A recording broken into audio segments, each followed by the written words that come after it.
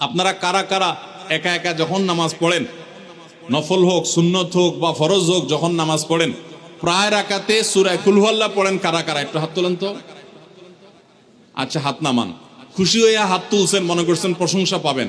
প্রশংসা না, বরং একটা বদনাম পাওয়ার ভয় আছে। হাতটা তোলাইছি আমি, আপনারা মনে করছেন সবসময় হাত তুললেই শুধু জিতা যায়।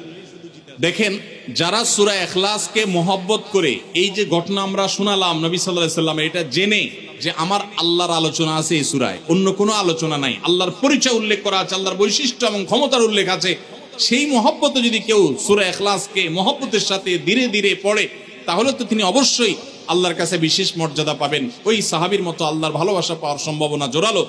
তবে আমাদের বেশিরভাগ মানুষ কুল হুয়াল্লাহ সূরা দিয়ে নামাজ পড়ে নামাজ শর্ট করার জন্য। ঠিক না বে ঠিক? তাহলে এবার যদি আমি বলি